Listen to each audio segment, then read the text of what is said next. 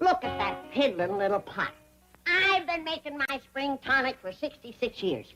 And this is the teensiest batch I ever whomped up.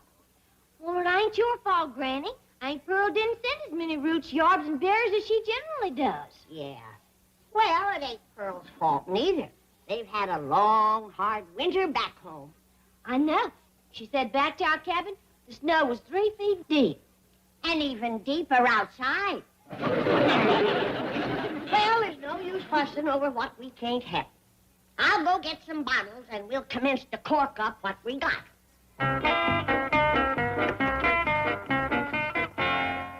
Well, I'm all set to take Granny's tonic around the neighborhood. Is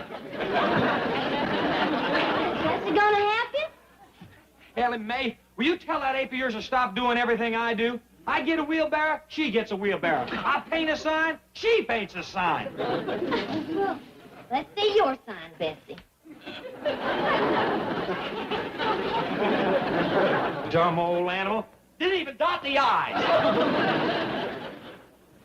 Hey, Granny, you don't want no hairy old monkey toting your tonic around the neighborhood, do you? No, I don't, so get back to your chores. I'm talking about that monkey.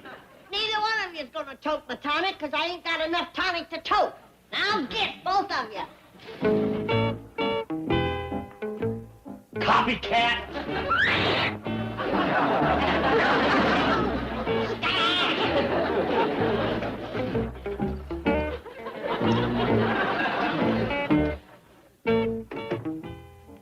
We ain't gonna have more than enough for just the family and a few close friends, Ellie.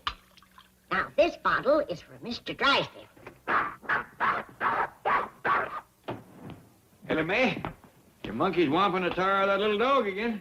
Well, Jethro went and got her mad. I think what she's riled about is the dog jumping in her wheelbarrow. Ellie, you're going outside.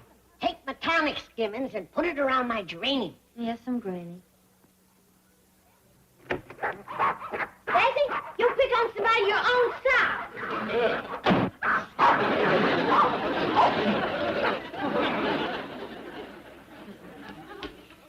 Now listen here, Artie. You stay out of Bess's wheelbarrow, or she's gonna snatch you hairless.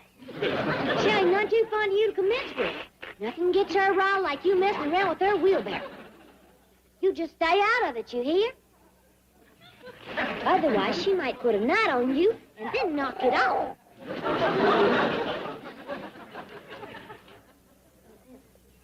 Come on, Betsy. Let's put these tonic skimmings around Granny's geranium.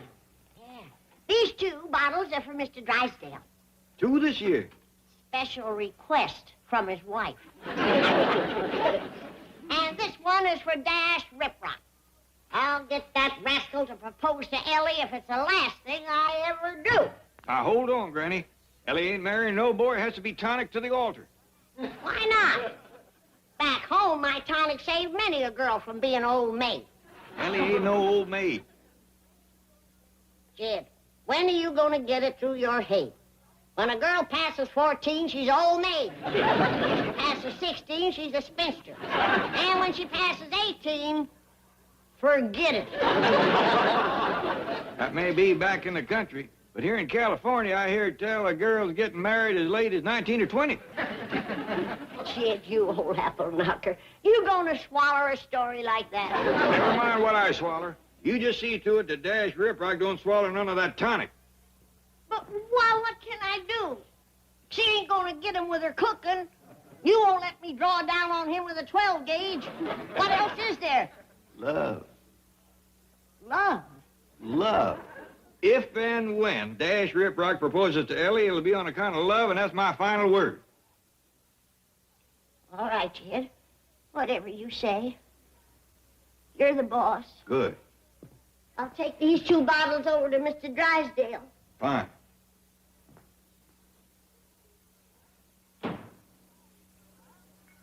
It'll be for love. Dash is gonna love my tonic.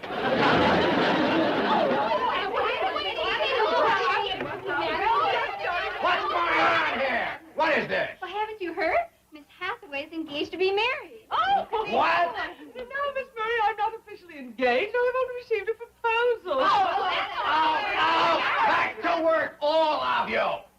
And no coffee break this morning. Who proposed? None other than the esteemed founder of Biddle's Bird Watchers, Professor P. Casper Biddle himself. Is this not back in town? Chief, Well, I thought he lived up in the Tehachapi Mountains with those condors. he down. Consequently, our only communication is by carrier pigeon. This morning, as I was having breakfast, this winged messenger of love lit upon my windowsill with a brief but thrilling communique attached to her tiny leg. He proposed by pigeon? Yes, and bird lover that he is, he couched his proposal in the language of the ornithologist. He asked me to be the mother of his nestling. Miss Hathaway, you wouldn't really marry that bird brain, would you? Whether or not I accept his proposal, I must ask you to show the respect due the Commander-in-Chief of Biddle's Bird Watchers, of which I have the honor to be flockmaster of the Beverly Hills nest. Okay. While I is working the preservation of the condor... Commander Biddle. Stand at ease, Flockmaster Hathaway. You're not in uniform. Mr. Drysdale, Aye. you received my message. Yes, but how did you get here so quickly? Helicopter. This is an errand of the utmost urgency. Oh, really? What is your answer? Oh, I need time to think. There is no time. Say yes. Quickly, please. I need you. Oh, please, you're sweeping me off my feet. This is unfair. Yeah. I like it. Do you mind? I'm sure this will help you decide. It's a condor egg, which the mother was forced to abandon. Oh, this is a magnificent gift, Professor, but... It's not a gift. I want you to hatch it. This is the nestling you asked her to mother? Yes. Oh, fine. You seem the ideal person. You're a bird lover. You sit here all day. You expect me to sit on this egg? Oh, no, of course not. I'm going out now and get you a small incubator. Just keep the egg warm. Hold on, Biddle. Biddle. Biddle Schmiddle. He's not hatching any buzzards in my bank. Well, it's the little professor. How are you? I'm in a terrible hurry, Granny. Matter of life and death. I'll be right back. Mr. Drysdale, I want to talk to you alone. Yes, Granny. Where'd you get the egg, Miss Jane? Oh, Professor Biddle brought it to me. I'd sure like to get a look at his chickens.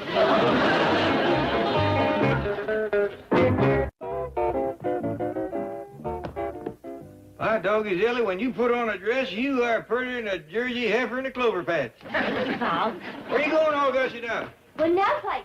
Granny said to fix up for when Dash Riprock comes by to propose. Granny said Dash was going to propose?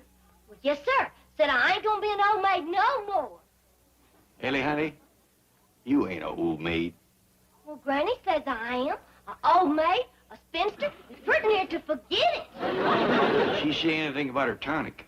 No, sir. It's still in a kettle on the stove. You rang, Chief? You bet I rang. Granny has told me of a shocking and disgraceful situation which must be remedied immediately, or there will be swift and severe retaliation. Yeah, well. Did I tell you that? I guess you said that Dash Riprock had been playing fast and loose with Ellie Mae. Oh, that. Yeah. He's had 5 dates with her. Twice he kept her out till pretty near 9 o'clock. And still no ring on her finger. Shocking, disgraceful. Well, I'm terribly sorry, but what can I do?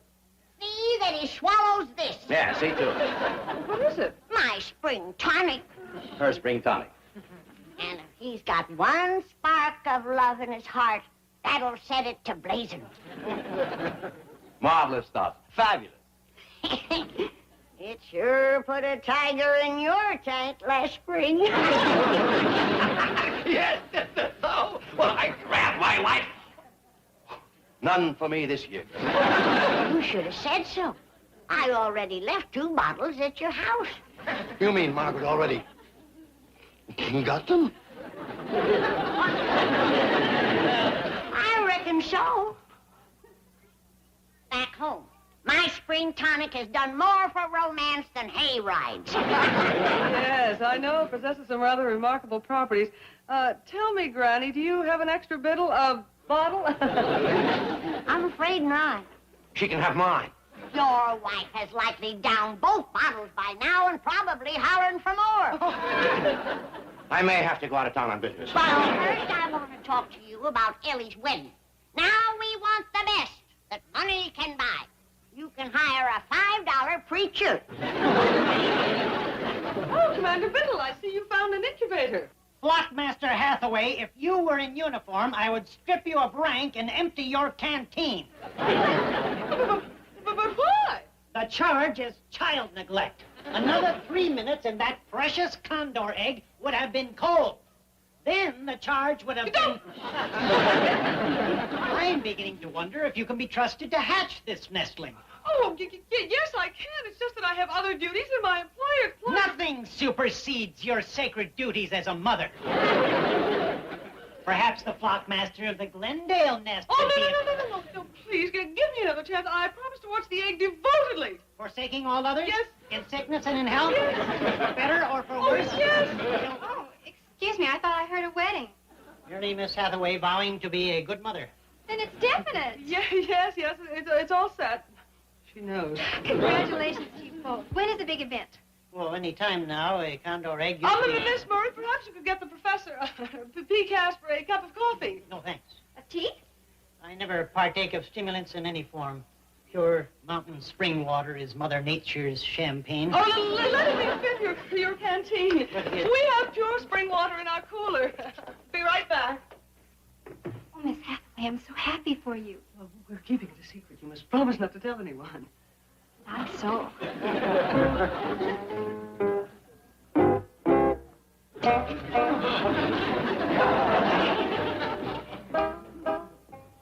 Is this right? Is it decent? Is it honorable? No.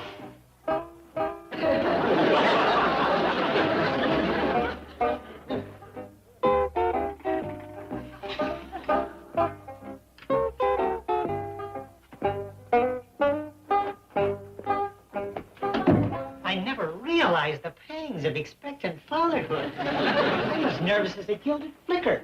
Here, Commander, have a deep, soothing draught of spring tonic. Oh, water. Nature's champagne.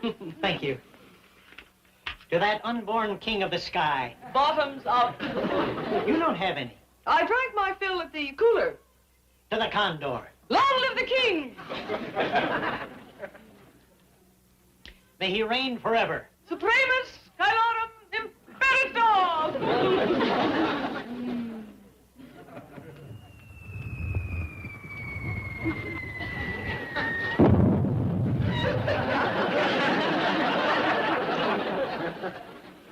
Flockmaster Hathaway, Yes. did I ever tell you that you look remarkably like a condor? It's the nicest thing anyone has ever said to me. I can believe that. I mean, after all, what is more beautiful than a Gymnogyps californianus? Here. Miss Jane, Miss Granny. Oh, hi there, Professor Biddle. Ellie Mae, sweet, lovely child of nature, who calls the crested jay from his perch and tames the wild corvus bronchorhynchus. You were saying, Commander? Yes, I was saying... What was I saying? I gotta rush home. My Tommy's commencing to eat through my kibble. Bye, y'all. Nice to see you again, Professor. Wait for me. I'm going with them. You are not. But I want to watch Ellie charm the birds from the trees. I think I'm in love with her. Casper, how can you be so fickle? I thought you cared for me. Are you going to tell me now that I'm just another pretty face? Well, no. Think of the baby condor who will soon occupy that incubator. Are you going to desert him? I can't help it. All of a sudden, I want to fly like an eagle. Be my guest. Now see what you've done.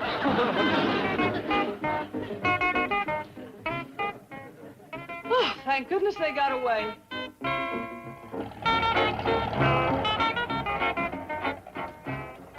Don't stop here. Drive me around to the kitchen. I gotta save my tonic. Yes. That Kittle story got her home in a hurry, didn't it? Sure did. Oh, you got company. Dash Riprock? Oh, that little bird-watching fella, Professor Biddle. Well, we just saw him down to the bank. How did he get here so fast? Well, he was running when I seen him. Anyways, he's waiting for you. In the parlor? No. No, he's sitting up yonder, drinking out of his canteen, whistling like a bird.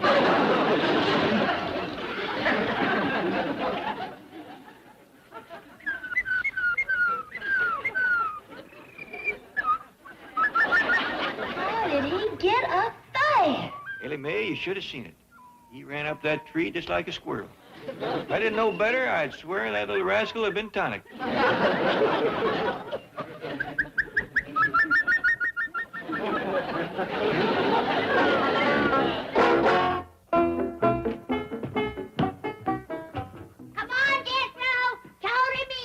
Reckon you're gonna be all right? Oh, sure. I checked him over. Just had the wind knocked out of him. I don't wonder. You must have dropped 30 foot out of that tree. Good thing you fell in the doctor's yard, Professor. I don't think he can talk yet. Well, put him on the sofa in the parlor here. I'll fetch something to bring him around. Jed Clampett speaking. Oh, howdy, Miss Jane. No, he's here. Just fell out of the tree. Oh, Granny's got him in hand. Her and Ellie. Ellie? Mr. Clampett, don't leave the professor alone with her. He's under the influence of Granny's tonic. I'll get there as quickly as I can. How you feeling, Professor? Oh, he's coming along just... Ellie Mae, you better go fetch Granny. I think the professor's a mite feverish. Well, yes, sir, Pa. Oh, no, I'm fine now, but how did I get here? Last I remember, I was at the bank. Yeah, Incidentally, I can highly recommend their water. I just talked to Miss Hathaway. She'll be right over. But she mustn't desert our unborn king of the sky. What? Professor Hathaway is hatching a condor egg for me. Professor, I think you better lay back down. Here you are, Professor. A little of my spring tonic will have you feeling sprightly again. Hold on. Oh, it's all right, Jed. I cut it for city folks, and I cut it some more for him. All the same, I don't think he ought to have any. Who's the doctor here? You or me? You, but... Thanks just the same, Granny, but I never partake of stimulants in any form. Pure spring water is all I ever drink. Would you like one of my home-baked cookies? Yeah. No. That's 2 to 1. Girls, I gotta talk to you. Nature's champagne. Please let me go get him, Chief. I can't do it. I'm leaving town. But I don't dare leave him up there with Ellie. He's been tonicked. So has my wife. That's why I'm leaving town. Matter of fact, Ravenswood is packing for me right now. Miss Murray can take over. It's terribly important to me. Miss Hathaway, I can't believe that you really want to marry that overage Cub Scout. Well, I'm not at all sure that I do, but I still want him to ask me. Why? Well, I've never had the chance to say yes. I'd at least like the chance to say no. All right, go get him. Thank you, Chief. Well, would you like me to stop at your house and bring your bag along? Of course not. She's the reason I'm leaving. Oh, you mean?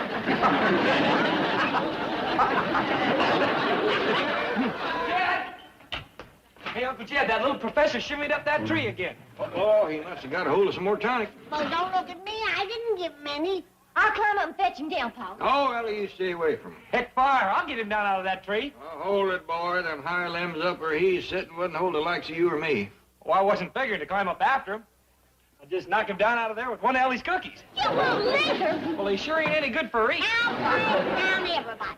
I'll go up and get him. Oh, Granny, you're too old. 30-foot fall at your age, you could be stove up for a whole day. What'll we do? We'll figure something.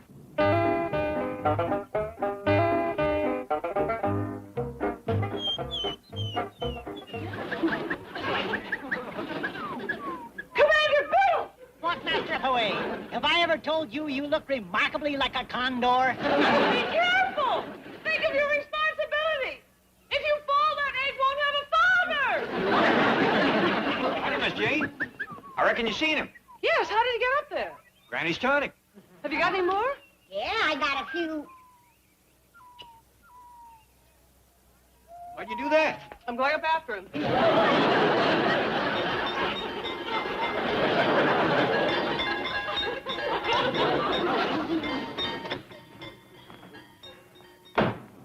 Have you seen Miss Hathaway? Not for a couple of hours. Her and the little bird watching professor left here together. She was supposed to pick up my luggage. I tried to sneak out of the house just now, and my wife almost caught me. Why are you running from your wife? Why am I running from my wife? Because...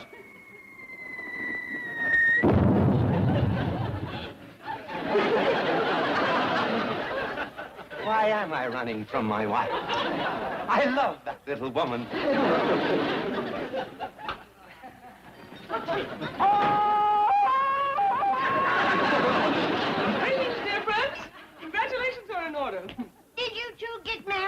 No, but the professor did propose. She turned me down. And what's the congratulations for?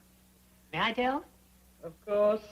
We have just become the proud foster parents of a 7-pound condor. Come, be Casper. We must make arrangements for the sitter. Tom! Hey, you want to see something you won't believe? We just seen it. Not this you ain't. Ellie's chicken is playing the monkey's piano.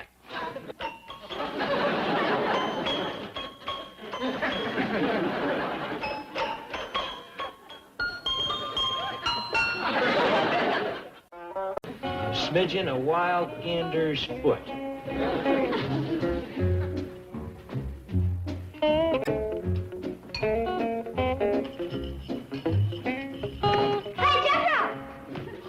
Doggone it, I thought you was Granny.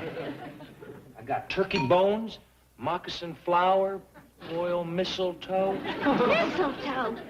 Jethro, are you making up one of Granny's love potions? You just get on out of here. Boy, wait till Granny catches you. Well, she ain't gonna. I told her I seen a big granddaddy carp in the fountain at the park. She's out fishing for it. Jed?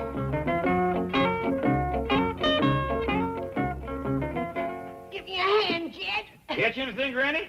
Yeah. Caught the dickens from the policeman. What for? For fishing in the fountain in the park.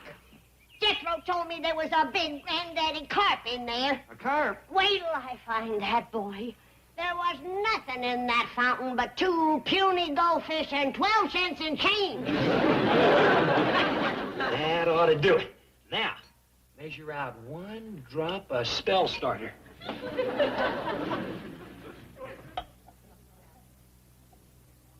Heck, if 1 drop will get me 1 girl. Darling, darling, my true love, come a swooping like a dove.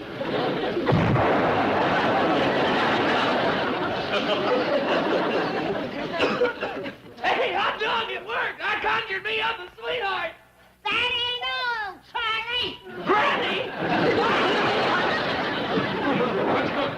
Whoa! Whoa! Let me go, Jed. That girl crazy goof got into my potions. Granny. Made a love conjure. Calm down. I'll see the boy gets what he deserves. I get him first. You can have the leftovers. The hickory switch ain't the way to handle this. You're right. Get me my big soap paddle. What I mean is no amount of whooping is going to get girls off his brain. What I think he needs is more schooling. More schooling? He's been through the 6th grade. How much further can he go? He's college. Ah, I say put him to work. Prentice him out as a blacksmith or a shingle splitter. I hear tell you can't be a success these days unless you got a college education. What can college learn him? He already knows how to read and write. I know, and cipher too. But it ain't just the learning I'm thinking of. There's other things you get at college. Like what? Well, like girls. Girls?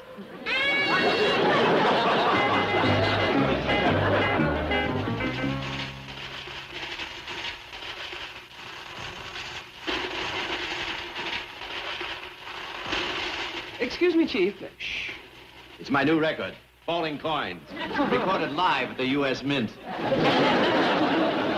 Mr. Clafford and Jethro are here. Go! Send them in. Send them in. Gentlemen. Mr. Drysdale? Howdy, Mr. Drysdale. Mr. Clafford, Jethro, what can I do for you? Well, we're sorry to bother you, but we've been talking about Jethro's future. Yes? Well, you see, his ma, my cousin Pearl, always wanted him to amount to something. Get himself a good job like president of a bank. Well, how about making him a vice president? We'll give you a nice big desk with your name on the door. Would you like that, Jethro? Oh, well, that's dandy. But what would I be vice president of? Well, let's see. Well, if you want, you could make him vice president in charge of my money. Your money? Yeah, he could take care of it, loan it out, invest it. Oh, no. You see, this would... Well, I reckon for a job like that, he would need a college education. Right. Oh, that's true. Oh, I would love to make him a vice president right now, but we have a hard and fast rule that all VPs must have a college degree. Right, Miss Hathaway? Well, actually... Exactly. So, the moment you graduate and get that old sheepskin, there'll be a job waiting for you. Oh, well, that's what we come here for. Oh, we want you to tell me a good college to go to. College? Oh, well, let's see. Now, Miss Hathaway, tell Jethro a good college to go to. I can't offhand. How about that one you went to? That there, Vassar? Oh, Vassar? Oh, well, there's nothing but girls there. Hot dog, that's the one for me. What I meant was only women could attend Vassar. Oh, shucks. Well, what about them other two colleges you was thinking of? Oh, yeah, Harvard and Yale. Yeah, I reckon either one of them would be okay. He ain't choicey. Well, you see, Mr. Clampett, what I'm trying to say is... Miss Hathaway, what is it I'm trying to say? Well, actually, it's very close to the end of the semester. I doubt if we could find a college that would take Jethro this late in the year. Yes, that's what I'm trying to say. Doggone. Now, hold on, boy. Maybe we can get you into one of them schools back home. Home? No. What I mean is, let's not give up so easily. Now, this may take time, but we'll find this boy a college.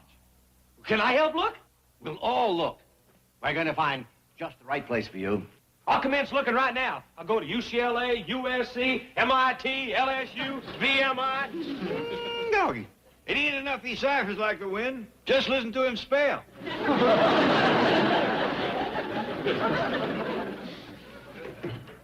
Well, Chief, you've really done it this time. Don't worry, you'll think of something.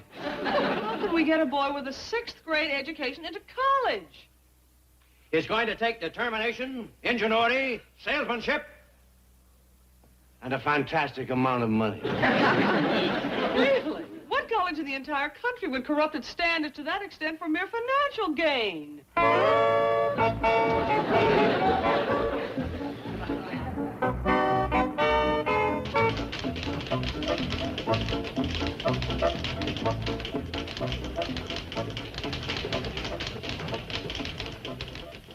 Dean Frisbee, may I see you a moment, please?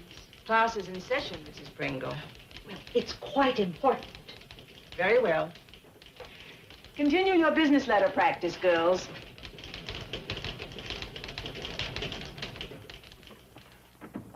I'm sorry to bother you, Dean Frisbee, but I've been going over our accounts, and I felt I just had to talk with you right away. Well?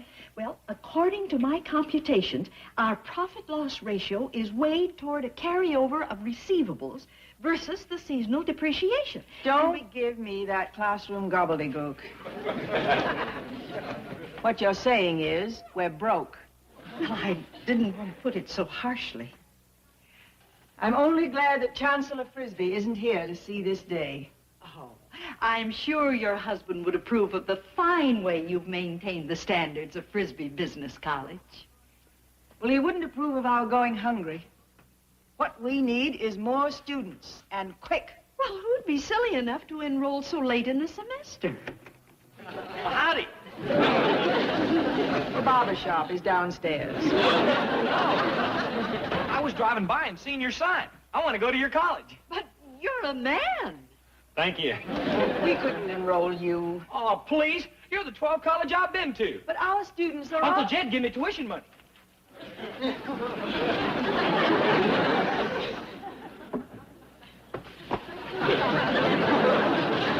Does that mean I'm enrolled? You're enrolled. No! We like him, Uncle Jed. Morning, Ellie. Morning, Pa.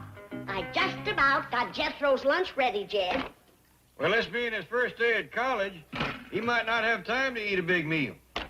I thought about that. So I just put him up a quick snack.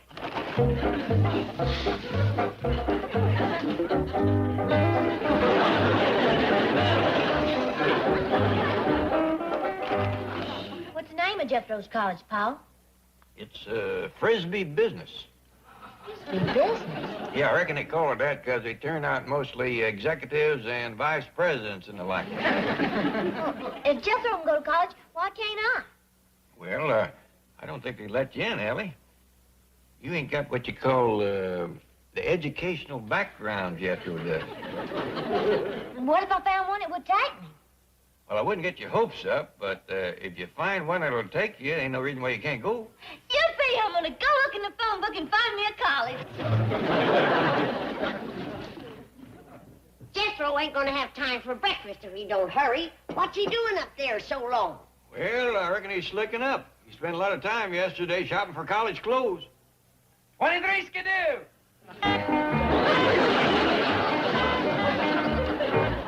Ain't that the cat's meow? Well, you look like some kind of a critter. Warm in there, ain't it? Oh, I just wear this over to campus.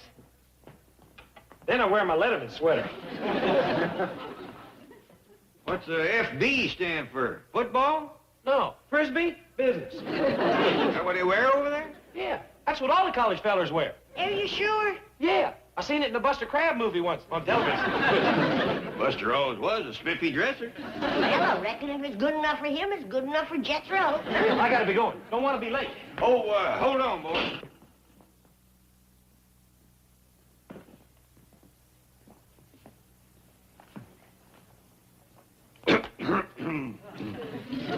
Jethro, ain't nobody in our family ever went to college before. So Granny and me like to give you a little something. Hot dog. My very own fountain pen. Now, boy, you are about to get an opportunity that I never had, and I hope that you will realize that along with this opportunity comes new responsibilities for a man to... Now, your ma and all your kinfolks is counting on you to do yourself proud, because we know that you got intelligence and a brain to...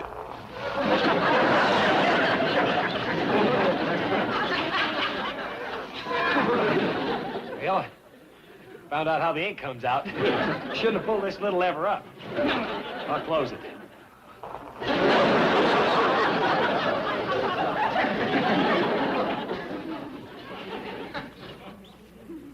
Sorry, Uncle Jed. Well, give it all you got, boy. I won't have time to change. Just keep my coat buttoned up. Bye. Bye. Found one! I found one!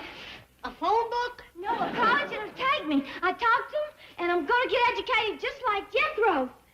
Well, this is it. College of Judo and Karate. Karate? Well, Jethro was reading about one called William and Mary. They said I could start today. I got to go and get ready.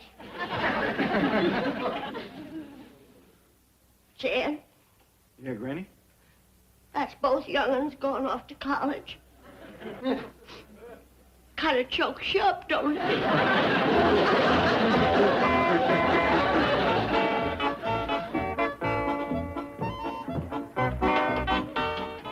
Students, before we begin, I wish to tell you that we're expecting a new student in class this morning. A somewhat, unusual student.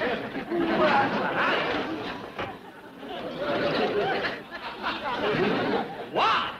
This college is everything I was hoping for. Mr. Bodine, please find yourself a seat. And you may take off your coat. I'd rather not.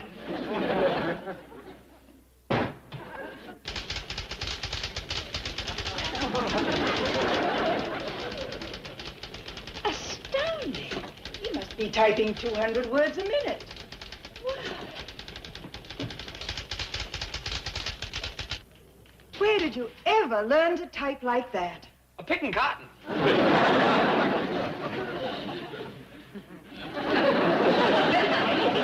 That's nothing but gibberish. Well, what you mean? You're just hitting the keys at random. You're not spelling words. Word. Oh, why didn't you say so? S is. Now that I learned to type, let's go on to something else. Frisbee, perhaps Mr. Bodine could learn to answer the telephone. Oh, I'm already a whiz at that. There is a right way and a wrong way to answer the telephone. Students, we will now jump ahead to our telephone procedure drill. Get out your telephones.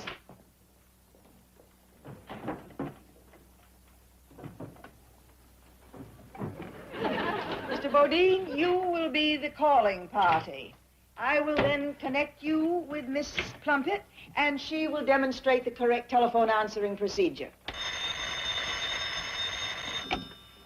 Fletcher, Smedley, Bacon, and Barnes, good morning. Whoops, I'm sorry. You give me the wrong number. That was Fletcher somebody. Miss Plumpett was answering correctly. Now, shall we try it again?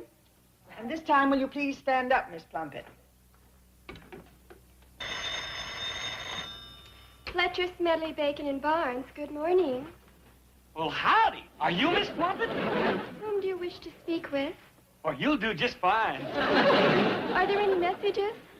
Yeah. What are you doing after class? This is ridiculous. Yeah, it sure is. Why, she's just standing right over there. Now, what are you doing after class? Mrs. Pringle, start preparing a diploma. Mr. Bodine is going to graduate. Uncle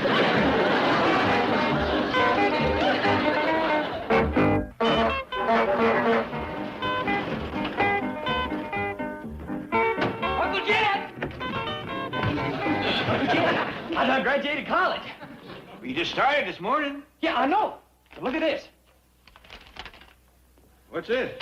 Well, that's what you call my diploma. Did Mr. Drysdale say it was going to be sheepskin? Well, it's awful good grade of paper. Yeah, it is that. We're mighty proud of you. Too bad your ma couldn't have been here for the ceremony. I tried holding back, but they said I was beyond teaching. Nothing new they could show you? Oh, yeah. I learned some executive type stuff. Like what? Watch.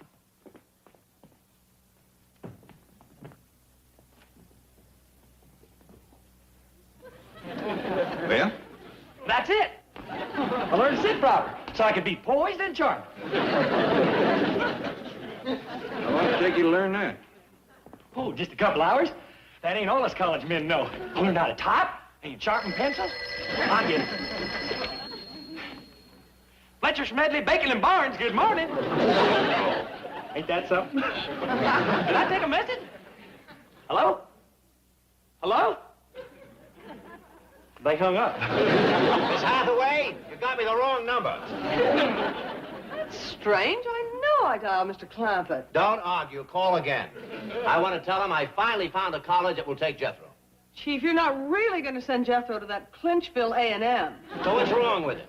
Oh, it's so isolated, stuck out there in the middle of the desert. So what? They've got a beautiful campus, new administration building, new library, new swimming pool. Really? Well, how do you know? Because we're building it for them. Uncle Jed, I almost hated to graduate. I was a real BMOC. A what? Well, that stands for big man on campus. Matter of fact, I was a OMOC. Only man on campus. I'll get this one. Hello? Oh, howdy there, Mr. Drysdale. I just wanted to tell you that we've located a college for Jethro. He what? He did? He's already found one. Oh, that's wonderful, Mr. Clampett. Now, you tell him the moment he gets his diploma, I am going to make him a vice president. Chief, saying. Well, it took Jethro 12 years to get through the 6th grade. College should be good for life. Yes, Mr. Clampett. Yes, as soon as he graduates, you have him come in and... You what? You did?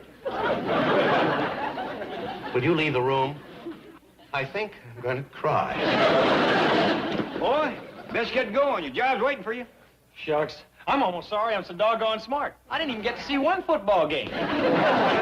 Yes, sir? Now, make us proud of you. You are vice president in charge of my money. Don't worry, Uncle Jed. When I get through handling it, you're going to have $1 million. Jethro. Oh, yes, sir? I got 50 million now. Uncle Jed, I'm a college graduate. You let me worry about that.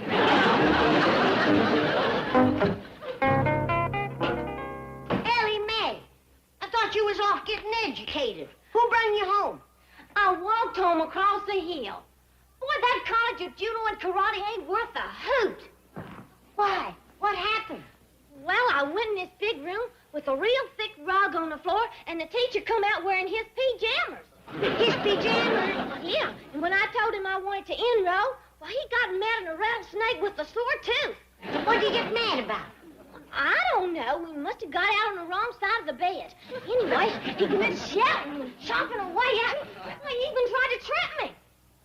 Land sakes, what did you do? I get him what for? Bounced him around that rug like a basketball. Good for you, darling. I didn't stop throwing him till he offered to graduate me. Graduated? Yeah, but he didn't give me no cap and gown. All I got was this skinny old black belt.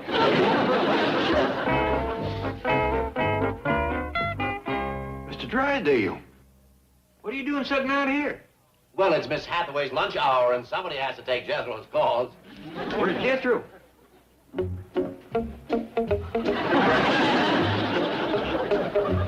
give him your office?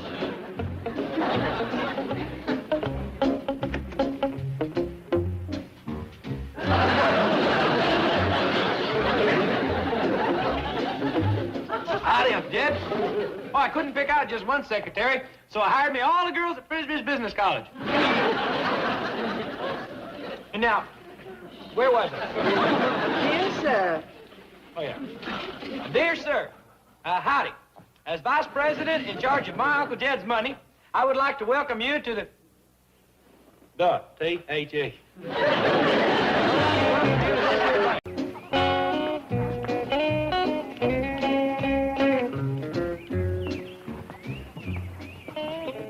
Watching for chicken hawks? No, I'm watching for that Hollywood movie actor, Dash Riprock. He's coming to see Ellie Mae. Well, you're gonna make him feel about as welcome as a polecat at a picnic. Oh, it ain't loaded. But the sight of one of these has helped many a boy declare his intentions. Dash and Ellie have had 2 dates. That's what I mean. It's high time he declared his intentions. I don't believe in these long, drawn-out courtships. Ain't this the kind of thing that scared off Dash when he was dating Ellie before? Well, somebody's got to look after your daughter. Granny, this is a city. The code of the hills don't hold. Yonder he comes. Let's get out of sight. I mean, clean out of sight. Ellie? Dash Riprocks are coming. Jed, you take my advice. Make that Hollywood slicker declare his intentions before it's too late.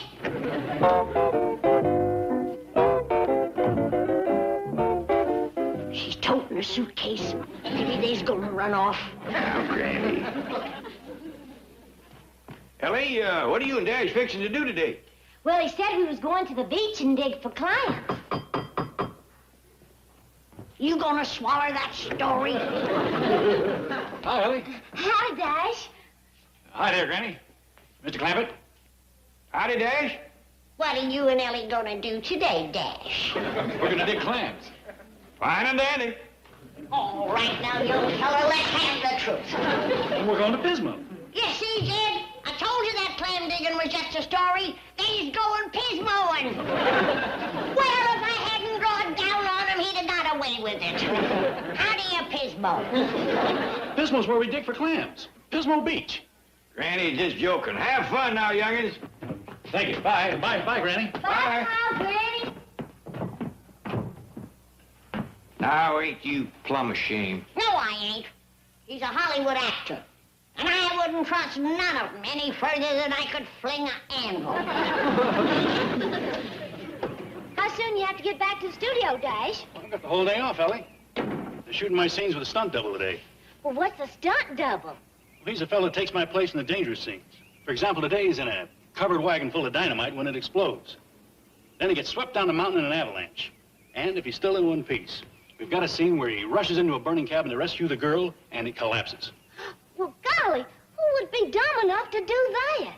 I don't know. They found some nut.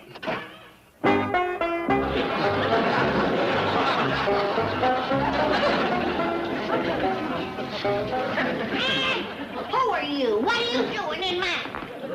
Jethro.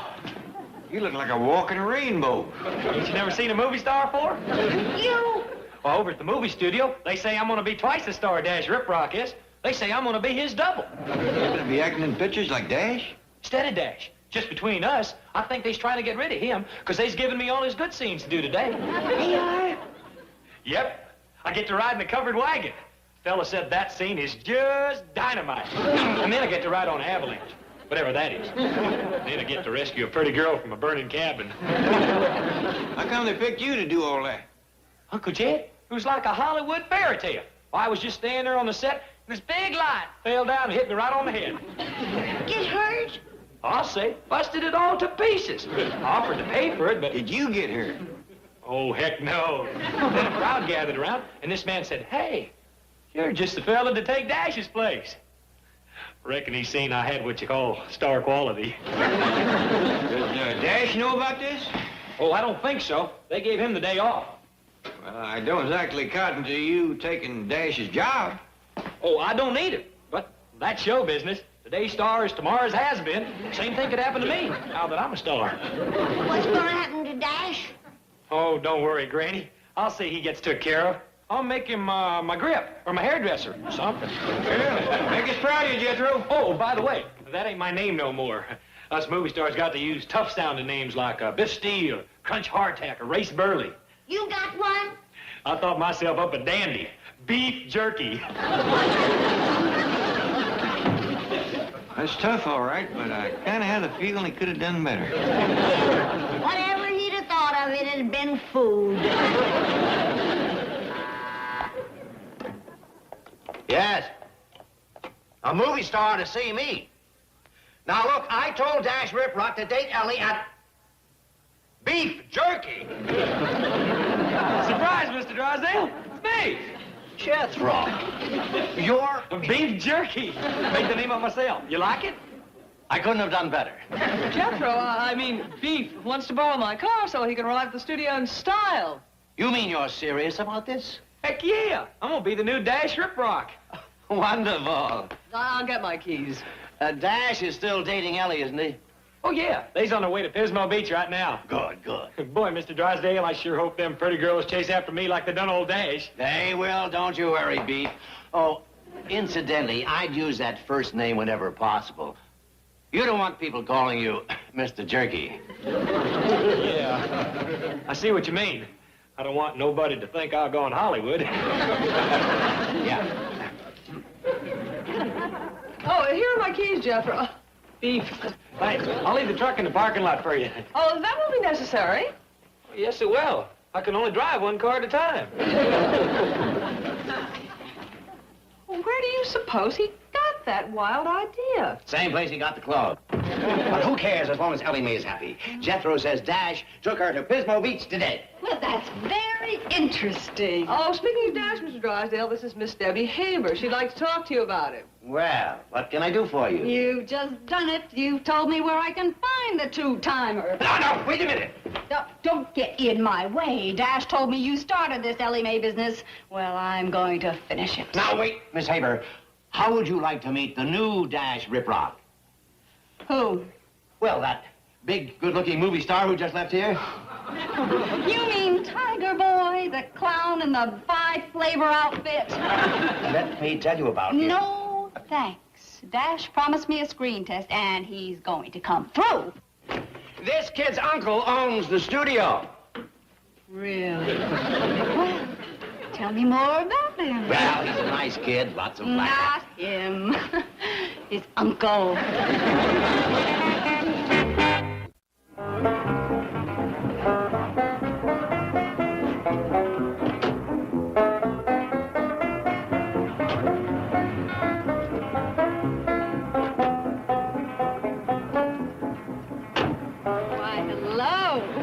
Howdy. Oh, I ain't Dash Riprock. Oh, I know. Oh, you're much handsomer than Dash. Oh, shucks. That fired you is. I'd have been a conversationalist, too. Talk some more. I just love to hear you. Well, darnation. Oh. You act in the movies? Oh, I want to. Oh, would you like to watch me today and learn how? May I? Why, heck yeah. I'm going to do some real great scenes. Oh, yonder comes my director. He's the one that discovered me. Well, I'm going to go park my car, and I'll meet you right back here. Okay. Hot dog. Been a star less than an hour and already got me a girl. Oh, Mr. Gordon, it's me. Huh? Oh, you're the guy that got hit with the lamp yesterday. You're Bodine, aren't you? I'm jerky now. Worse than yesterday? Bodine, go on over to wardrobe, will you? Hey, I'd appreciate it if you called me by my screen name. Beef Jerky. Beef Jerky. Tough sounding, ain't it? Yeah, sounds great. You're gonna double dash Rip Rock, right? Well, I'm gonna do my best. Yeah, all right. Well, now we're gonna be on location, so I'll meet you over at the bus. But first, the studio doctor will examine you, then you'll have to sign those release forms, right? Then I want you to drop in over there on wardrobe and pick up your crash helmet, your chest protector, your safety padding, and your asbestos underwear. Boy, they really take care of you when you're a star. Well, I'm all ready. Well, I don't know if you're going to be able to watch me act today. We're going out on what you call location. Well, I'll be waiting for you when you get back. Beef. How'd you know my name? Oh, I know a lot about you. Word's getting around. It is? Yes. And I'd like to know you better. Meet your family? Well, all right, but don't expect too much. They's just a bunch of weed benders from back in the hills. They ain't sophisticated like me. I can't wait to meet him. Him? Them. Oh. Well, bye. Bye. Bye. Hey, speaking of Jethro, he called while you was outside. Said he's found himself a sweetheart. A sweetheart? Yeah, said she's real pretty and right sweet on him. Said it was a case of love at first sight. He's gonna bring her home to meet us and then ask her to marry him. Oh, my goodness. Well, what's your name? He don't know that yet. Well, leastways, he's moving faster than Dash Rip Rock. His movie starring is moving right along, too. He says he's out on what they call location, getting ready to act in his first scene. Oh, I wish we could see him.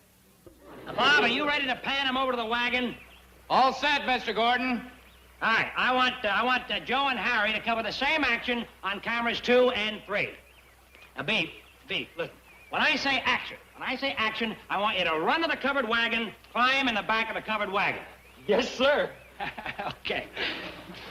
Action!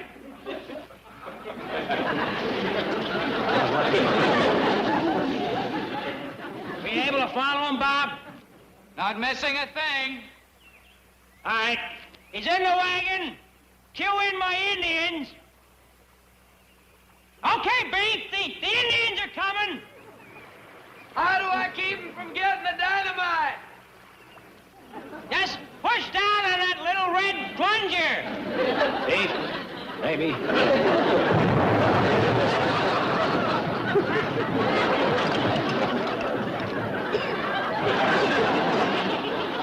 Boy, sure sets a feller's earstring. No Indians! What happened to my Indians? They missed their cue, Mr. Gordon. Oh. All right, we'll do it again. Get another wagon. Okay, Beef! Here come the Indians! Push the plunger! Again? Yes, again!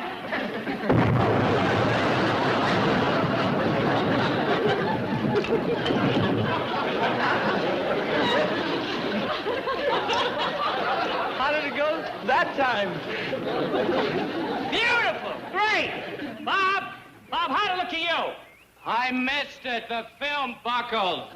Oh, well, don't worry. Joe and Harry were covering on the other 2 cameras. Joe, how'd it go with you?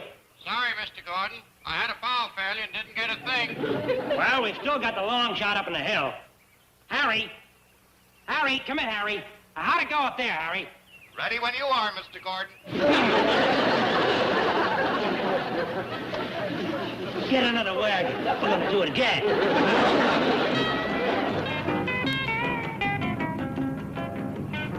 Hi, Mr. Clement. Hi, Pop. Hey, howdy there. How'd you young folks do down to the beach? Well, just fine, Pop. We had us a mess of fun. Good, good. May I use your phone, Mr. Clement? You bet you can. It's right inside there. Help yourself. Thanks. I want to call the studio and see how things are going. But, Well, I reckon he's got to find out for himself sooner or later. Find out what, Paul? His job movie starring has done been took by your cousin Jethro. Jethro! I know it's a mite hard to swallow, but right now, whilst we are standing here, Jethro is out someplace on what they call location, doing all of Dash's best scenes. I just talked to the studio. Do you know what Jethro's doing? Well, yeah, Dash, but... I gotta stop him. Well, now, let's talk a minute. There's no time for that. Jethro's doing all my stunts. Well, I know he's trying. He's gonna get his head blown off. My doggies, he took it right spiteful. Gee, Paul. He hadn't ought to threaten Jethro. Just for that, I hope the boy gets a chance to show him what he's made of.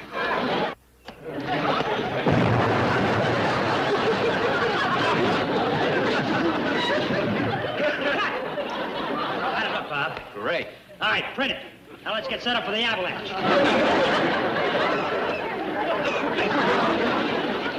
What is it, kid?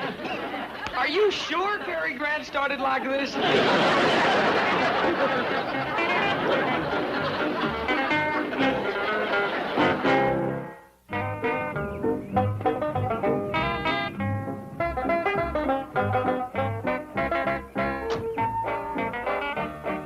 Uncle Jed.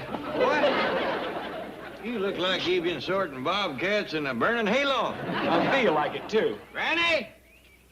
I know Dash was gunning for you when he left here, but I never thought he'd do this to you. Well, he didn't. I got this acting. Acting? Yeah, and Uncle Jed, being a movie star ain't all that it's cracked up to be. And you... What happened to him? He's been acting. Yeah. And let me tell you, Granny, it is miserable work. Well, the hours is good. You got done early. I wasn't done, but old Dash come out and kicked up such a fuss, they sent me back to the studio. From the look of you, maybe just as well. But I was just getting to the good scene. I was going to ride an avalanche down a mountain. What's avalanche? How do you ride it? Well, I don't know, but it had to be what I've been doing. Where's that girl you called about? Oh, yeah, Debbie. Meeting her is the best part of this movie starring business. I thought you was gonna fetch her home. Oh, she's coming by later. Said she had to go get fixed up first. Wait till you see her. She's pretty as a mess of fried catfish. Granny? Boy's in love. Ain't no girl ever come up to fried catfish before. Now all we gotta do is find Dash. And if I hadn't gotten there when I did, he'd have been buried under an avalanche. Good heavens! All right, so you did a good deed. Go collect your merit badge and get back up to the Clampetts. That's another thing. I can't go on seeing Ellie. Oh, why not? Oh, those people, 3 dates and you're engaged. Well, you could do worse. Her father has 50 million. Mr. Drysdale, money isn't everything. There. Now, you don't fool me, Rip Rock. You just want to get back to those Hollywood swingers like Debbie Haber. What do you know about her? Plenty. If I hadn't sticked around to Jethro, she'd have gone out to Pismo Beach You and... sick Debbie on Jethro? Well, yes, because if I hadn't done that... Mr. Drysdale, she'll break that kid's heart. All she cares about is a screen test. And if she ever gets her gold-digging hooks into Jed Clampett... Well, don't stand there. Do something. Come here. Break it up. Right. Well, Miss Hathaway, I have you to blame for this mess. Well, I didn't do anything. I know, I did. But fortunately, I have you to blame for it.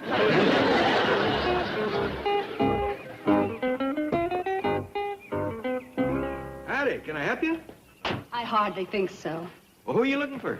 I'm looking for Mr. J.D. Clampett. Well, then I can help you. That's me. You? I mean, you? Well, forgive me, but the way you're dressed, you just don't look like the average run-of-the-mill studio executive.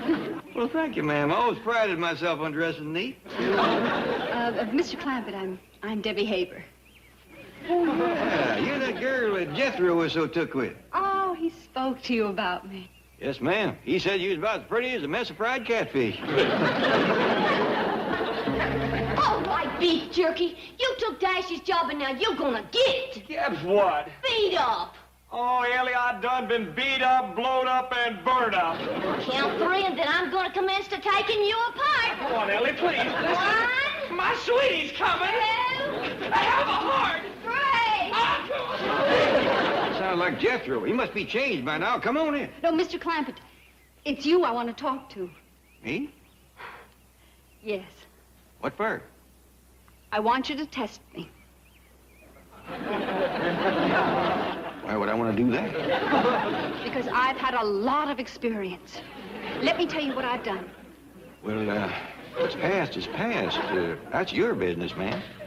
The only thing that counts is what you are today. Well, all right then. Take a look at me. I'm 36, 24, 35. Now, calm down. You got yourself to where you can't even remember your own age. All right, I promise. No more movie star, and Dash can have it. Okay, now tell Paul. And then you're gonna find Dash and tell him. Mr. Clampett, don't you understand? I want to be in the movies. I want to be a star. You better talk this over with Jethro. That is beef. According to him, it's miserable work.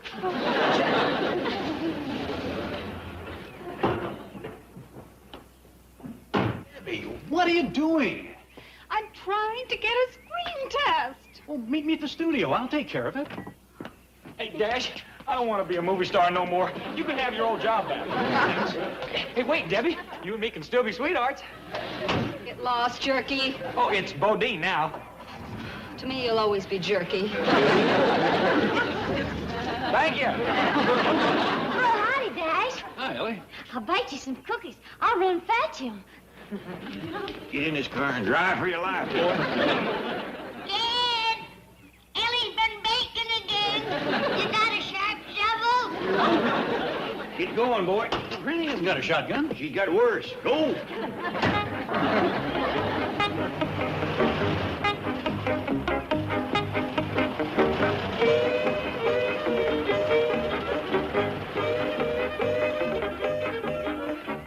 Here's your car. Thanks, Miss Jane. Yours is over yonder. Let's go for a little drive. Beef? Okay, but I'm just plain Jethro from now on. Oh, where should we go?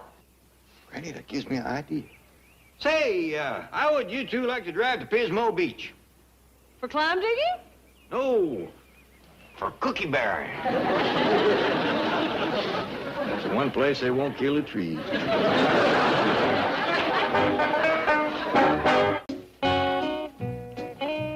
My doggies, it sure pleasures me to see you taking a hold in the kitchen like this. Well, thank you, Paul. What you making? I'm stirring up a cake. All by yourself? Well, yes, sir. Granny said it's high time I was learning, because this is the way to a man's heart. It's right as rain. You know, when it comes to getting a husband, the best spooning is done in the kitchen. Well, I done beating the batter. You won't lick the spoon? I do for a fact. Yes, sir. Good cooking is just about as important as good looking. Yes, sir. When a girl as pretty as you can whip up a cake batter like this,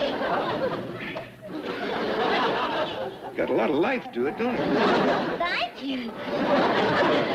Maybe you better beat this a little more. I don't think he quite broke its spirit. Ed, Yeah, Granny? we have got to do something about Jethro before he drives me to a early grave. What's he done now? He was in the kitchen here underfoot, eating everything he could get his hand to. And to give him something to do, I told him to crack me a basket of walnuts. Ain't he doing it? Oh, he's doing it. But wait till you see how.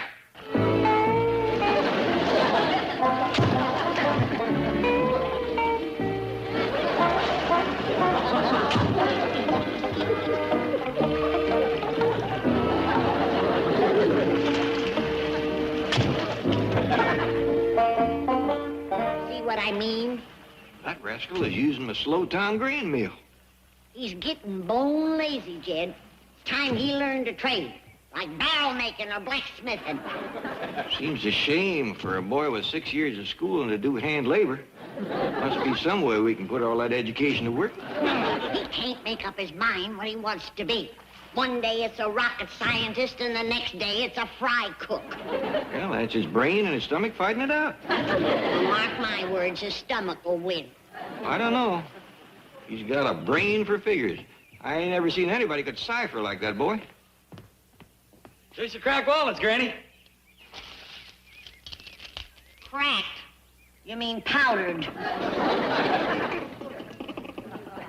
What are you chattering about? You're probably the biggest nut he's ever seen. Jethro, cipher something. Show Granny how good you are. Okay. Well, what do you want, Times or Gazinta? Well, let's have some gazintas. Okay. 5 goes into 5 once, 5 goes into 10 twice, 5 goes into 15 3 times, 5 goes into 24 times. That's as high as I can go anyway, without my tablet. You done fine, boy. I still say, where's he going to use all that highfalutin education? Well, there's Mr. Drysdale's bank. They do a heap of ciphering down there. Oh, wouldn't that be a blessing? What are you all talking about? Well, we think you ought to get a job. At the bank? I kind of lean towards being a fry cook. They get all they want to eat. See? I'll tell you what, Jethro, you have a talk with Mr. Drysdale. Let's fly with a few of them gazintas. He might have a place for you. Excuse me, Chief. Mr. Marvin Bagby is here for his appointment. Oh, yes. Jethro, show Miss Hathaway some of your amazing ciphering. Oh, well, Chief, I've seen it. I've done some gazintas for her, but I ain't times nothing. Yes, time something. Okay. 1 times 1 is 1. In her office. Are you Mr. Marvin Bagby? I prefer the name by which I am known the world over. Marvo the Magnificent. Dog, you're a magician. Greatest in the world, my boy.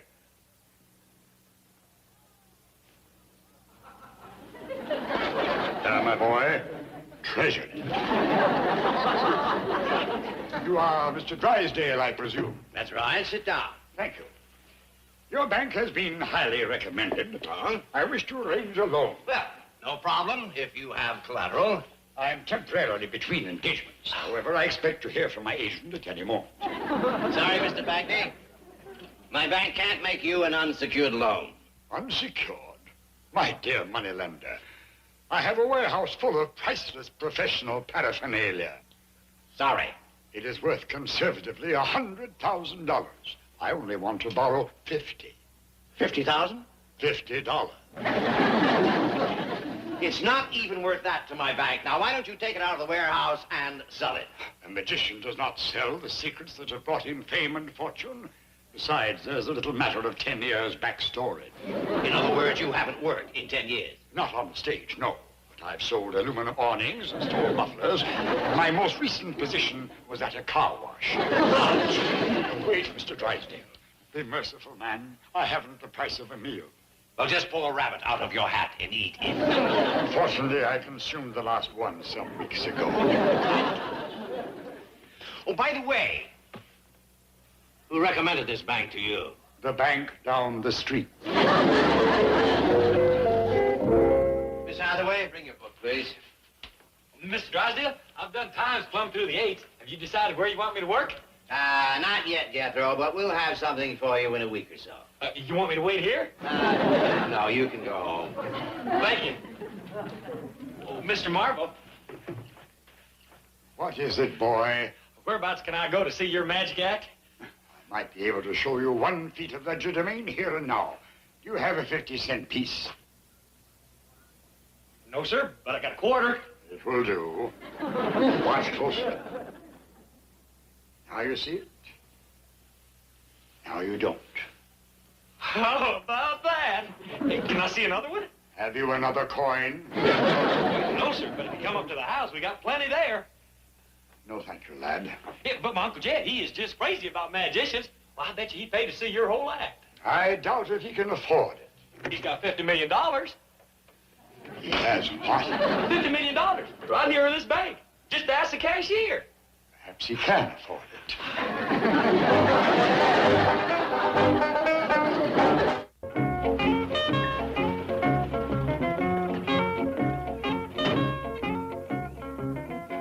Who's that grand-looking gentleman? Uncle Jed, that there is Marvo the Magnificent, the world's greatest magician. What did you say? Well, no, sir. Throw right on his suitcase. Uncle Jed, I'd like for you to meet Mr. Marvo the Magnificent. How do you do, sir? My dog is Mr. Magnificent. Who'd have thought I'd be shaking hands with a real honest-to-goodness magician? Pleasure is mine, sir. See, that's a beautiful scarf you have there. Where? Why, right here in your pocket. Well, I'll be doggone. Ain't that Did you see that? I did for a fact. One moment, Jethro. I believe there's something in your ear. Ah, yes, here we are. Jed, he pulled that egg right out of my ear. I see it, boy. That beats all. You haven't seen anything yet. He's going to put on a whole show for you. No. Yes, sir. We stopped by, picked up his suitcase full of magic stuff. Had a dickens of a time getting out of the hotel. He had to lower it down to me from his window. Yes. The management of my hotel asked that I not remove my suitcase by way of the lobby. People see my name on it, crowds gather, clamoring for me to perform. That's the truth of it, Jed. As we was pulling away, a fella come running out of the hotel, waving and yelling, come back with that suitcase. Such is the price of fame. Here now, look at me, keeping you standing around out here. I'm plumb ashamed. Come on inside.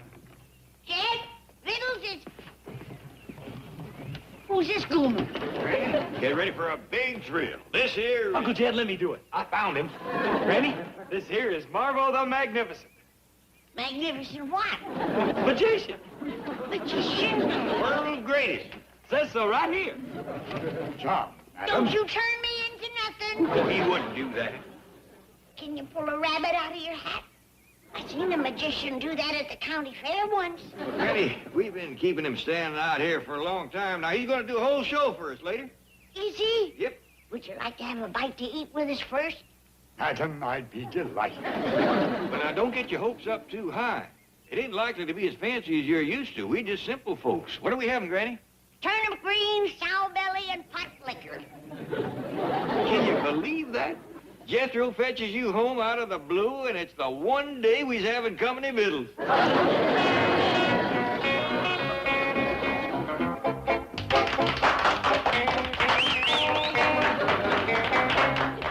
Thank you, ladies and gentlemen. For my first feat of leisure domain, I shall... Oh, dear. This is the wrong handkerchief. I never have liked polka dots. Did you see what that rascal done? He's something else.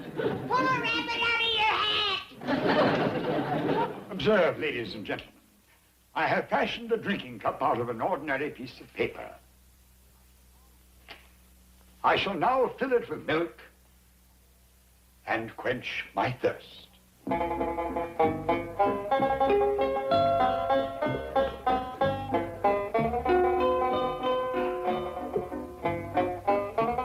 Oh, I've changed my mind.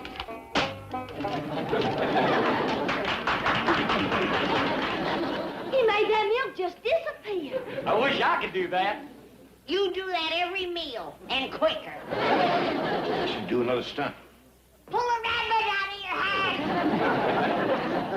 hat. For my next astounding presentation, I shall require the services of my gorgeous young assistant. Hell, Jethro, he ain't talking about you. Well, he sure ain't talking about you. Yes, He ain't neither. Yes. He ain't. Jethro, Earl's first, and you can have your turn.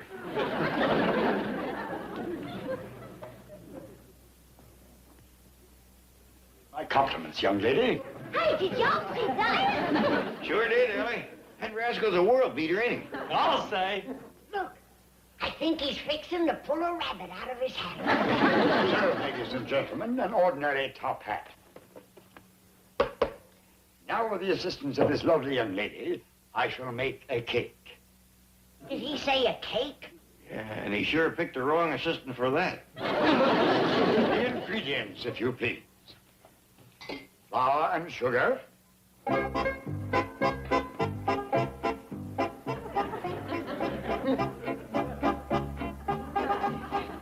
Butter.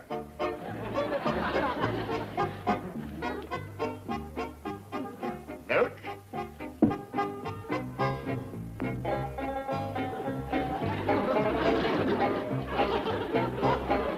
And eggs.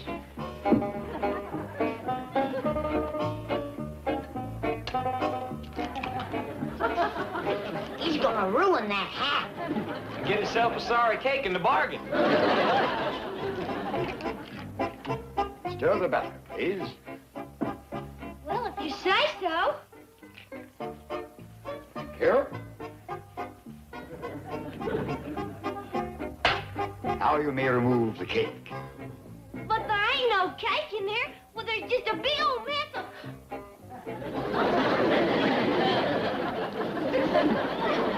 Look at that!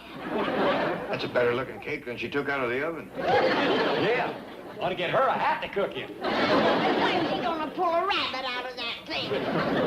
Granny, it's my turn to be his assistant. For our next excursion into the realm of magic. Okay, Ellie, you can sit down now. I'm going to help him. You, Jethro? Yes, sir. You know, Mr. Marvel, I've been sitting out there watching you, and I done made up my mind. You're what I'm going to be. I beg your pardon? It beats working at the bank, brain surgeon, double knot spying, streetcar conducting, or anything. What does? Being a magician, like you. Jethro the Magnificent. An admirable ambition, my boy, but magic is an art which requires a great deal of skill and knowledge. Oh, I'm full clean up to here with knowledge. I done graduated 6th grade. Yeah. Well, of course, the most important thing is the equipment. Very difficult to get. Very expensive. Heck, fire. My Uncle Jed's got millions. Well, he could buy me a whole warehouse full of stuff. Yes. Good. Indeed. Come on, let's have a show. Pull a rabbit out of your hat! Please, Mr. Marvel, just give me a chance to show you how good I can be. Very well, my boy. This will be your test. And now, ladies and gentlemen, with the aid of my brilliant young assistant, I shall cause this vessel of solid metal to vanish before your eyes. And to make it even more difficult, I shall first fill it with water.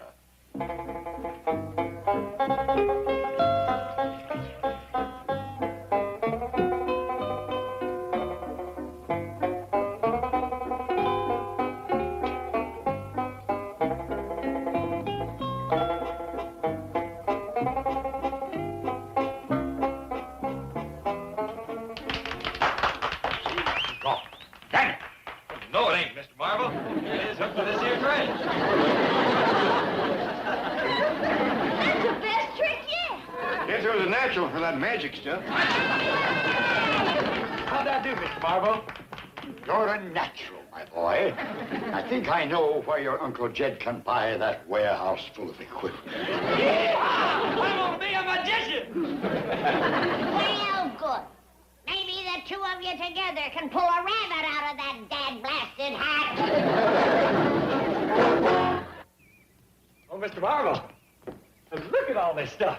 What is it? I will explain, my boy. This is the magic cabinet of the beautiful maiden. Hot dog. There ain't no beautiful maiden in here. That's the magic pot. This cabinet can produce one. Oh, go on. You're greening me. Observe. An empty cabinet. Right? Now I'll turn it around for your benefit.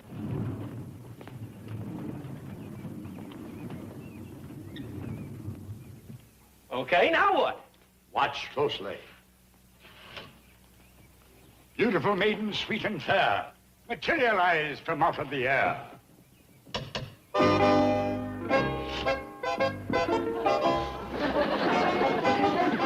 man. Can I learn to do that? Yes, your uncle buys the equipment. Oh, he will, he will. I guarantee it. Well, this thing alone is worth the money. Very well, we will test your skill. Into your hand I place the magic wand. About your shoulders, the sorcerer's mantle. And upon your head, the wizard's crown. All ready now? You are indeed ready. Okay, let me see if I remember what to say. Oh, yeah. A beautiful maiden, sweet and fair moment. Come to me from out of the air. Yeah! Uncle Jed, write the check. I'm a magician. Uncle Jed, write the check. Yeah! Quickly, girls. Wait for me in the taxi outside the gate. You will be handsomely rewarded.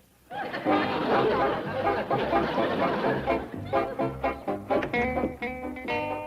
Grady? Mr. Clampett, come in, come in. Get up, let Mr. Clampett sit down. No. Matter of fact, Mr. Drysdale, I think you better sit down. Me? Yeah, I got some awful bad news for you. Bad news? Now, try to get a hold of yourself. Jethro ain't a-coming to work for you. You ain't? No, the boy is going into the show business. He's going to be a magician in vaudeville. Jethro? Gonna call herself Jethro the Magnificent. Bought that name, some fancy clothes, and a whole warehouse full of magic stuff from a fella called Marvo. Marvo the Magnificent? Oh, why, Chief, that's the man who's... I know! World's greatest magician. Nice fella, too. He sold me $100,000 worth of stuff for half price. 50,000 down the drain. My golly, I didn't think he'd take losing Jethro so hard. Well, now, I'll tell you what. You all come up to the house, and I'll have him put on a magic show for you. Cheer you right up.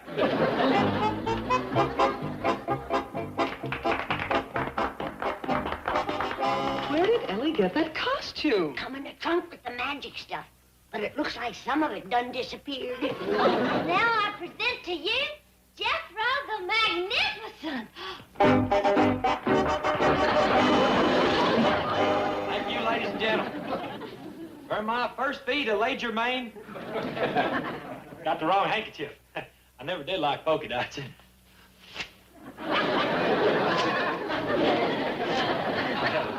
Don't mind them for a little while. For my next magic trick, I am going to pull a rabbit out of this here hat.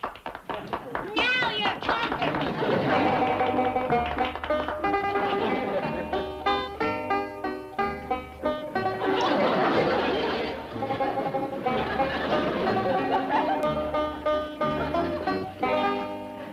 Next trick, Jethro. I got to work on this one some more. Ladies and gentlemen, that there is such a good trick, I'm going to save it till last. And now, I am going to produce a cake from my hat. I mean, if I can borrow a hat from the audience. My hat's got a hole in it. Can you borrow yours? Of course, delighted. Here, why, Jethro? Thank you, sir.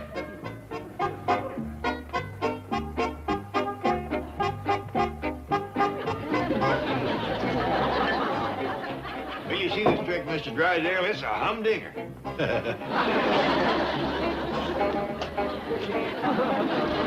Now, my assistant will step through those curtains and take from that hat a cake. Here, Jethro, hold the rat.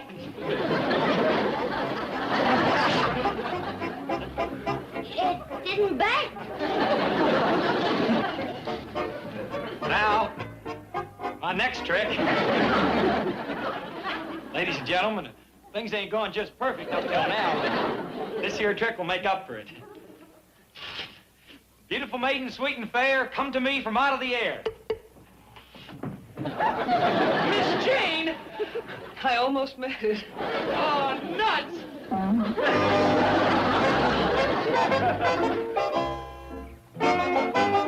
Cheer up, Mr. Drysdale. You might have lost a hat, but you gained a good hired hand for your bank. Come on, lazy bones, get moving. Granny, it's too early for spring house cleaning. Can't neither. Sun's putting me rough. I mean, it ain't even spring yet. I decide when it's spring around here. Now I want every stick of furniture out on that lawn. All 32 rooms? That's right. Out where the fresh air and sunshine can get to them. Where's Jed and Ellie? I don't know, but I wish I was with them. Quick, Paul, let's skedaddle. Granny started spring house cleaning. She's done called Jethro. Wait a minute, it ain't spring. But she moved it up on us again. Better hurry. Jethro's toting out the first load. I gotta do something to stop that little woman from killing herself and us in the bargain, trying to clean this big house the way she done the cabin. What kind of idiot bangs the door at 6 o'clock in the morning? I'm coming! You are Mr. Clampett, and it's wonderful to see you. Come in. I'm sorry, it looks like I got you out of bed. Me? Don't be silly. I've been up for hours. Why, it's 6 o'clock. Yeah, I figured even city folks couldn't lay in bed no longer than that. No. This is the best part of the day. Fellas full of energy and vitality. Mind sharp. Sit down. Now, what can I do for you? Well, Mr. Drysdale, I tell you. You see, back in the hills, things would stay pretty well closed up all winter. So come spring house cleaning time, we tote everything outside in the sunshine and fresh air, and Granny would scrub the place down from...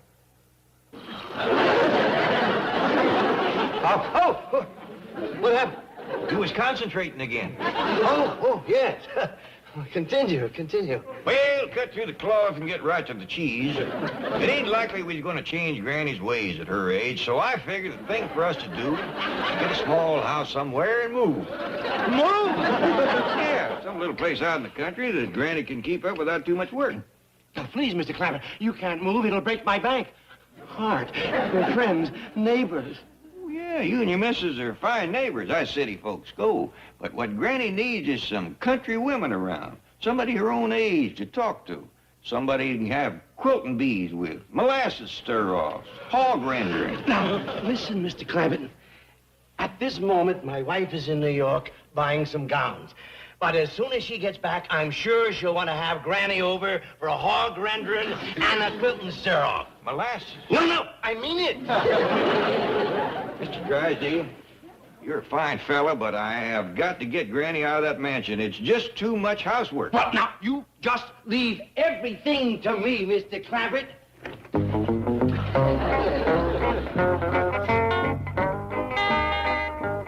Uncle Jed, I'm glad you're back. Granny's been driving me into the ground. Well, cheer up, boy. Mr. Drysdale and me is working on this. You're working. I done all this, and I got 27 rooms to go. I mean, we've been working on ways to stop all this furniture moving. I got a way. Let's set fire to it.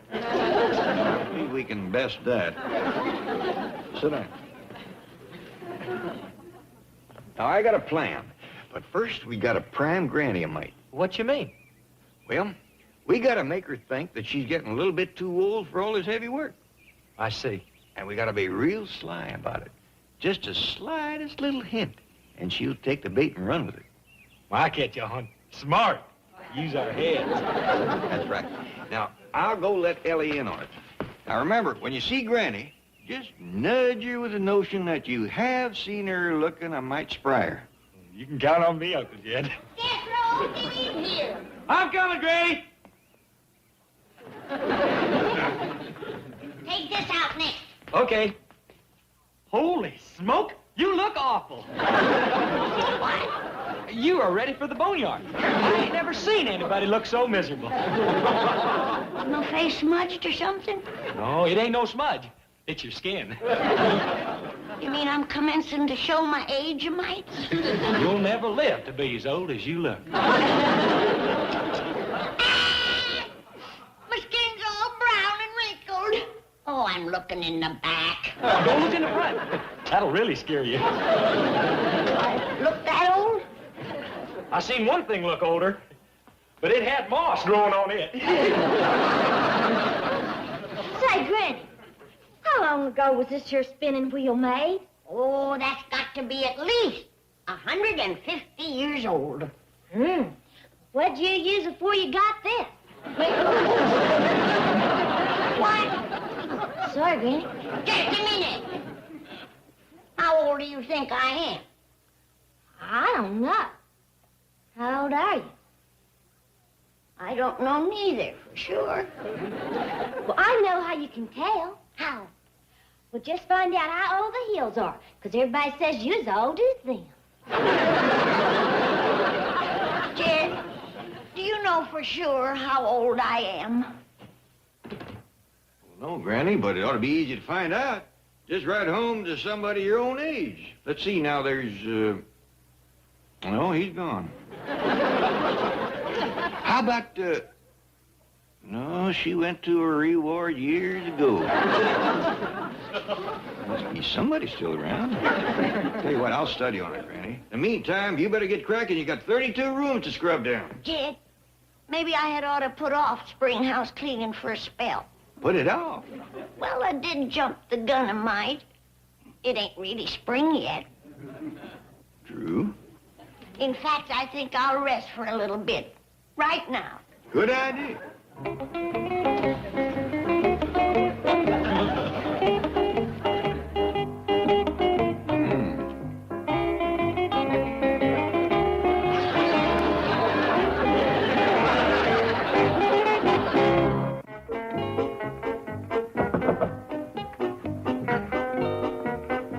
Where have you been? Why aren't you ever around when I need you?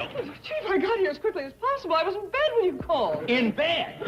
Well, it was 6 a.m. At 6 a.m., I was already having my first conference. Really? Yes. That's why I'm president of the bank, and you're just the secretary. I'm up with the chickens, and you sleep all day. Chief, it is 6:30. All right. You can work late tonight and make it up. Now, here's the situation. Jed Clampett thinks Granny's working too hard. So he wants to move to a smaller home in the country. A very sensible idea, and you want me to look for one? No, I want you to look for a new job. I don't understand. I'll say you don't. I don't have a bank in the country. Well, Chief, just because they move doesn't mean they'd move their money. Miss Hathaway, we don't take chances with $50 million. I want them right next door where I can keep an eye on them. Well, in that case, there's only one solution. We'll have to get someone to do the work for Granny. Now you're talking. Grab a scrub bucket and get over there. Well, you know Granny doesn't like strangers around. But, Chief, I am a highly skilled executive secretary. I'm not paid to do housework. Yes, you're right. Okay. While you're there, you'll be on half salary.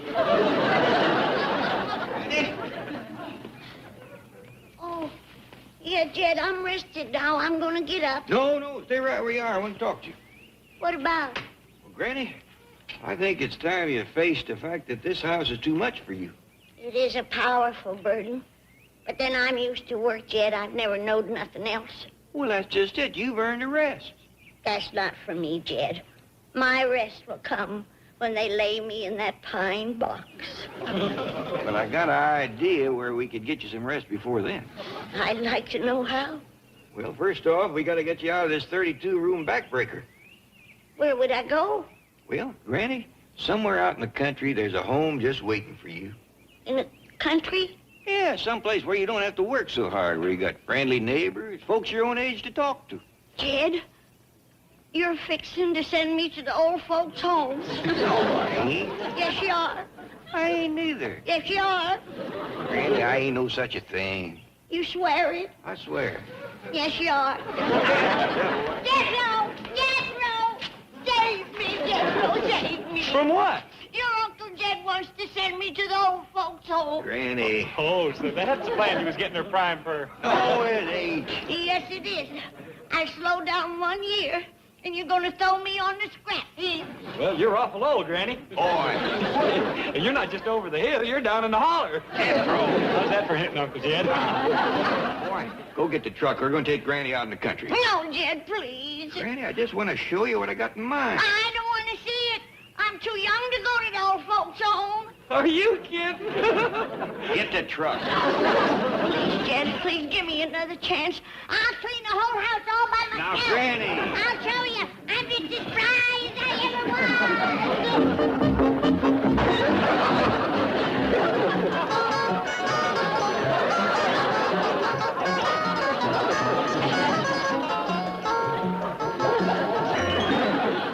Found her, Pop. I wish... She's awful stove up. I don't want her. She mopped the whole downstairs. And all the sidewalks she could get at. She mopped around a cement pump. Under she lies. Wore the mop clean down to a nub. I'm as spry as I ever was, Jed. Sure you are, Granny. I can't get her fingers loose from the mop. There go her legs again. Her legs, Ellie. Now, let go of the mop, Granny. Make me some suds. I'll come in on upstairs. Take it easy. Ellie Mae, you stay here and take care of her. Jethro and me will go out in the country and see if we can find it. No, Jed. Ain't I showed you I can still earn my keep? Well, that's just it, Granny. You can't keep on working this hard. Yes, I can. I got my second wind. I'll come in on upstairs. Now, easy does it.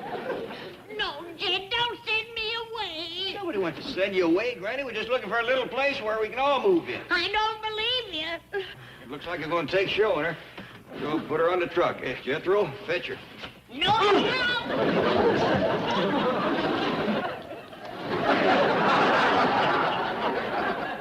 We'll never catch her now. She's done made it to the heavy brush. You get Duke and track her down. Jethro and me will head for the country and scout out a place or two to show her. Yes, sir, Pop. Oh, here's Mr. Drysdale. Why aren't you up in the Clampetts helping with the house cleaning? Let me explain. A, I am not qualified. B, it would be only a temporary solution. And C, I was able to get Mrs. Mack here, who comes highly recommended. Baloney, a strange woman like that wouldn't last 5 minutes. Now send her back where she came from, and you get up there and you start help.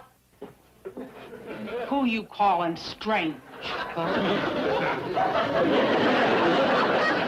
Please! I didn't mean strange. I meant stranger. You see, the Clampetts are very unusual people, and I just don't think you could please them. No. On the other hand, of course, with your winning ways and sweet personality. Miss Hathaway, take this lovely lady up to the Clampetts and see that she's made welcome. I'll certainly do my best, Chief. Don't fail. I hold you personally responsible for her happiness and well-being.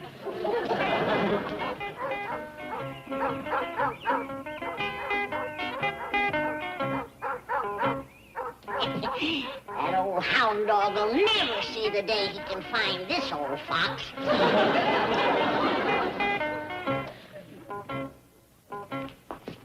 Well, that's strange. The place seems deserted.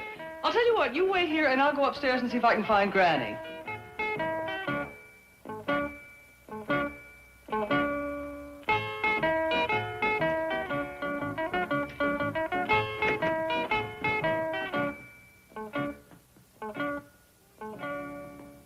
Who are you?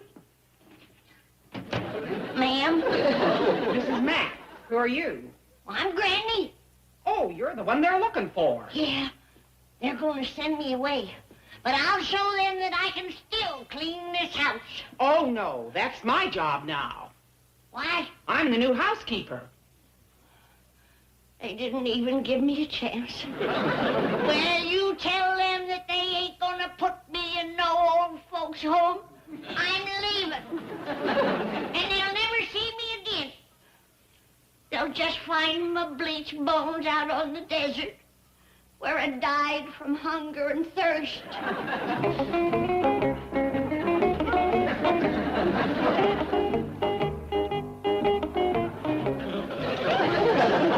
Well, hunger anyway.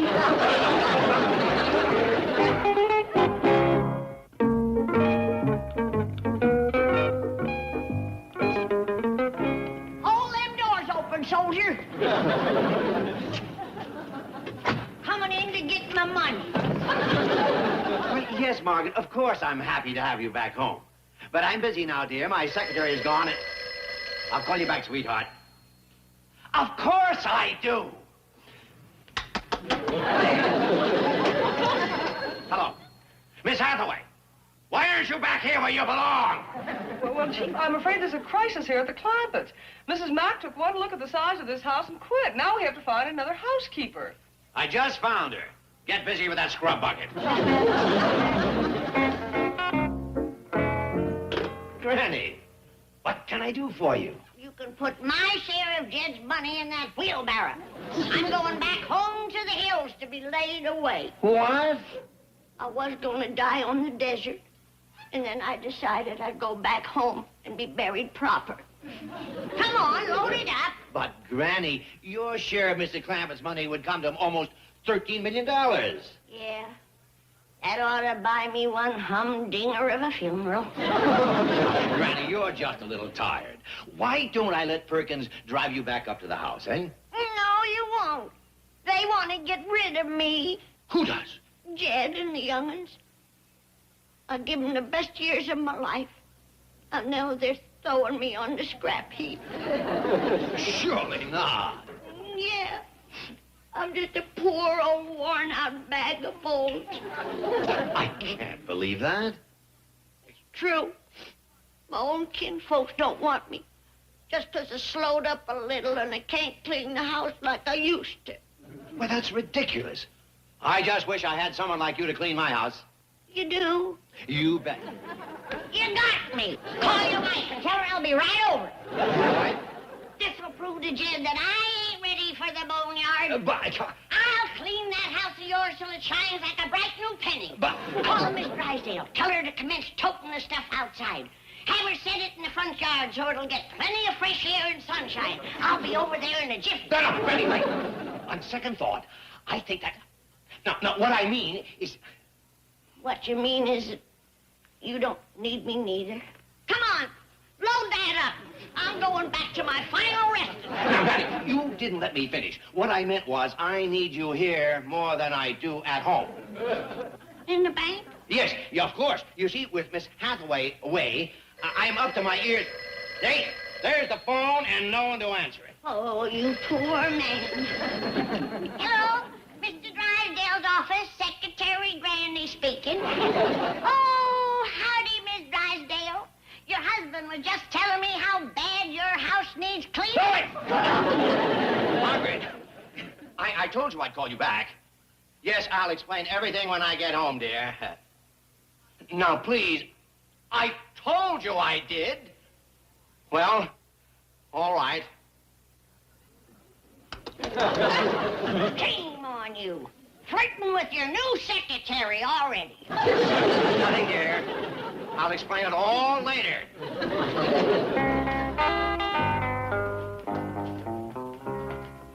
Duke and me's covered that hall in more ways than a kraut lays in a barrel.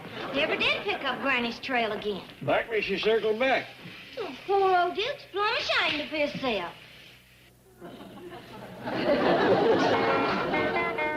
You can leave my wheelbarrow out there, Perkins.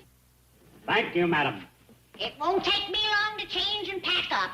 Sit down. There's plenty of chairs. Or lay down. There's plenty of beds. Oh, Granny, I'm so glad you're back. I'm afraid I'm not very good at your job. Well, I'm a crackerjack at yours. What? Mr. Drysdale just made me his new secretary. I am now what you call a career girl. You are what you call potted. Give me that jug. I ain't the kind of a girl that drinks on the job. What's this nonsense about you getting a job? Well, it beats getting put into the old folks' home. I keep telling you, we ain't putting you in the old folks' home. You bet you ain't, Charlie. I'm moving into my own apartment. Mr. Drysdale, your secretary's back. Oh, thank goodness. Oh, where is she? Right here. Oh, I thought you and Miss Hathaway had come back. Oh, she's got my old job. Well, let's get to work. Granny. None of that. Don't let this dress make you forget you're a married man. I've got a lot of papers to get out. Well, let's hop to it. Do you know how to type? I can learn. Press the button. Am I typing? Yeah. I'll get the phone in my office. Yonder she says. Well, I'll be doggone. She wasn't fooling. You folks had an appointment? Miss Hathaway, just hurry down here. I'll figure out something to do with Granny. Now, please, I need you. Mr. Drysdale? Mr. Clanford, come in. Well, I just want to thank you for giving Granny a job. It sure has perked her up. My pleasure. Oh, she's wonderful. Matter of fact, she's due for a promotion. What didn't you say? Granny, did you hear that? Mr. Drysdale's giving you a promotion. That's right, Granny. I'm moving you up to an office on top of the whole building. What'll I do up there? You'll be vice president in charge of the whole building. Well, doggies.